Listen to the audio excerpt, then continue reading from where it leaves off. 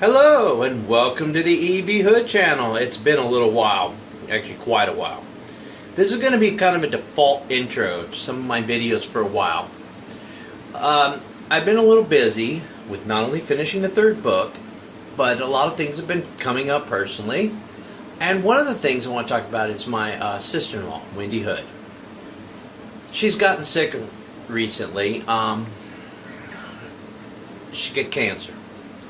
And many of you might know, if you've read my books, that my books were done in tribute to my brother, who we lost just 5 years ago to a brain tumor. And so this one hit hard. We just went and spent with my sister-in-law and my brother, and they live in Oklahoma, Ada. And not going on everything's going on. There's more information. I'm gonna put links to it, but she's seeking treatment right now in Germany, and hopefully, we just hope for miracles. So your prayers are welcome, and also, if you can donate just a few dollars to her cause, it's expensive. The medical bills pile up, and I'm going to put a link down below to these videos, not only to whatever product I'm reviewing, but also as well to her fund. If you can, if you can't afford a book, and maybe drop a $5 or $10 there, it'd be awesome. I'm just gonna throw it down there. It's up to you to give what you want to give, or just at least say a prayer for her. I'd appreciate it. It means a lot to me, and once again, just thank you for coming to EB Hood. This is gonna be my default intro to a few things, and thanks for watching. And here's my first review, or whatever review comes after this. Thank you. Hello and welcome to the EB Hood channel. Well, today we're doing something a little different. Normally I do reviews, and I owe a couple ladies some great reviews, and we're not doing them today. We're doing something different. Today we're going to learn how to create a Mobi. M-O-B-I. I'm not sure if that's actually a word, but it's the last four letters attached to a file that will run with your Kindle. And it'll also work with your Kindle on your computer as such. Let me give it a little bit of a descent. I'm going to go my first Melibeth the Vampire. And here's a Mobi file. Oops, I'm not even pointing the right thing. I'm going to click. I promise I'll do a little better one. And when I open it up under Mobi, you'll notice any day now that my Kindle will open up and I will have a viewable book. And it looks like this. And if we do everything correct, when we turn it, have all your information, even clickable web pages, if you'll notice back there, links, which is something I haven't done, which somebody told me recently I should do it. I don't believe it. I need links on the back of my books here, especially the first ones, linking me to the next book to purchase it. Oh, brilliant. Should have done it.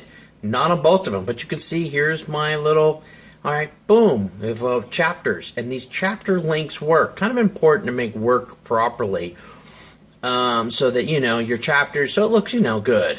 You'll notice that I'm working, well, yeah, I lost train of thought there a little bit. Excuse me. Alright, here we are. So what I'm trying to say is right here, you'll notice there's spacing here. Now, in my paperbacks, I tend to get rid of the spacing between paragraphs due to the cost of paper. And trying to, it adds up pages, and pages adds up money, and I know it's kind of cheap, but you don't really need it. And I found that on Kindle, because you don't know if you're going to be dealing with a screen this big, or a screen so little, like this. And when it does, what happens is if I'm reading it on my phone, it's going to crank it really small like this. And when you do that, then they're not looking, and if you don't put that space in there, it can kind of pile everything up and make it hard to read and jumble it. That's the only thing I've noticed, is I try to keep it. I keep my font size about 12 points. I've been told that's pretty much standard.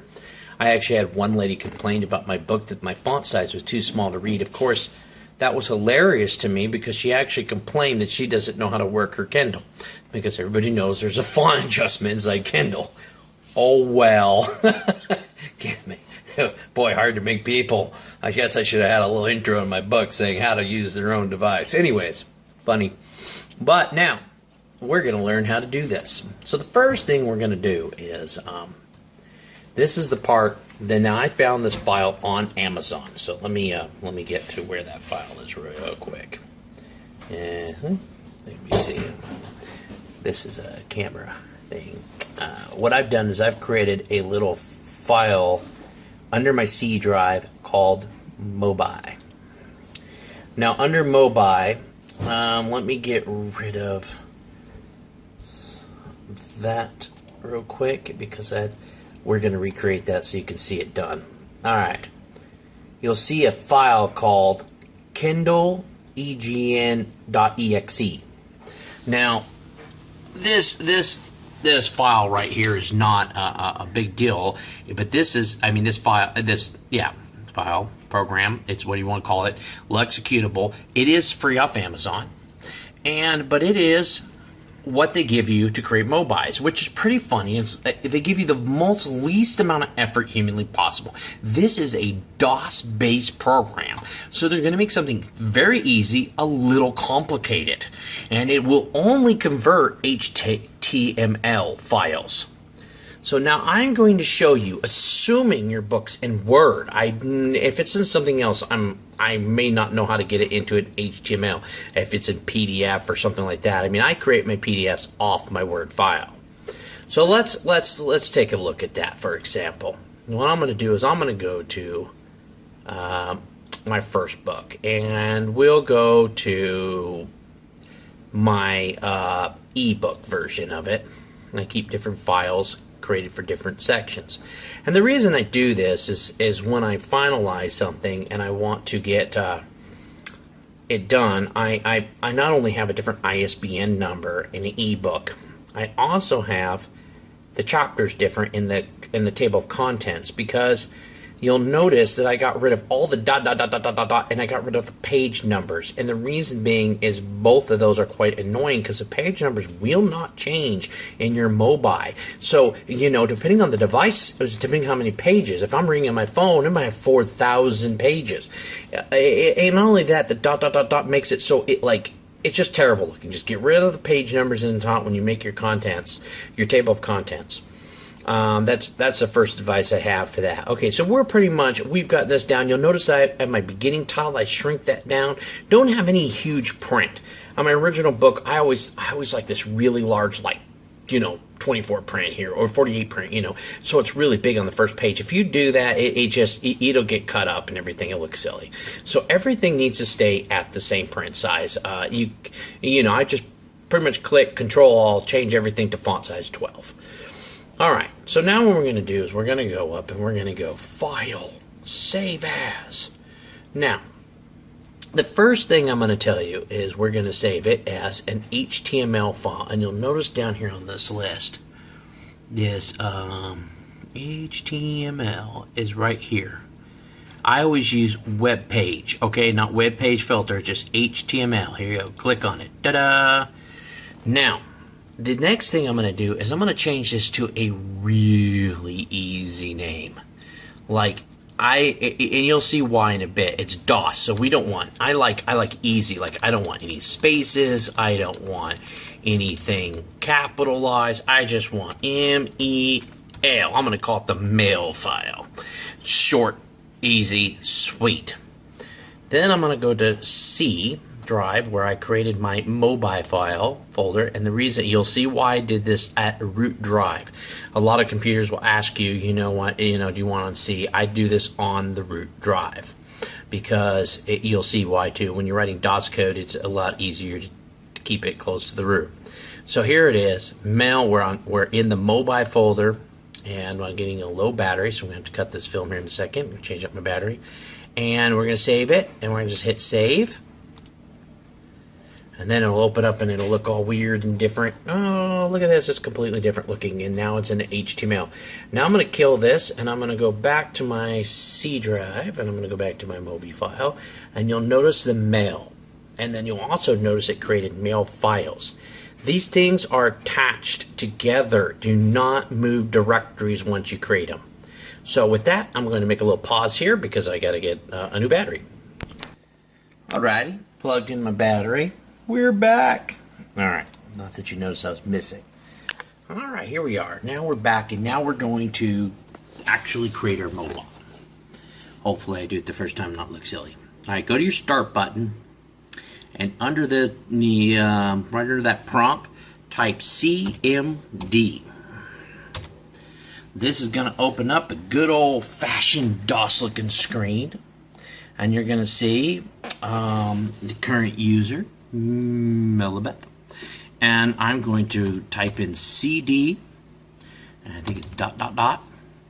and hit enter, and you notice it goes back one, a little focusing issue, but it goes back to one more root. I'll just go CD ... period, and hit enter, and you'll notice I'm right back to the root. So now I'm at CD root, the C root. And now this is kind of important because this is and for you folks that have not grown up with DOS, let me get over here. I'm trying to focus a little different here.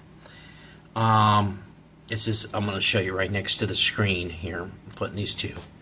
All right, that's a little bit better. Okay, so you'll notice that I'm looking at what's in my computer under C, the mobile, the HTML file we created. So in this, we're at the C root. So what we're going to do is we're going to type in CD and then Mobi, M-O-B-I. And what you're going to see is now we're at the same place, C root under the C folder right here, Mobi. So we're in the same file. So now we can type in the command. This is why you're going to find out why I kept the file name easy, because it spaces and everything for DOS. You got to type in. It under.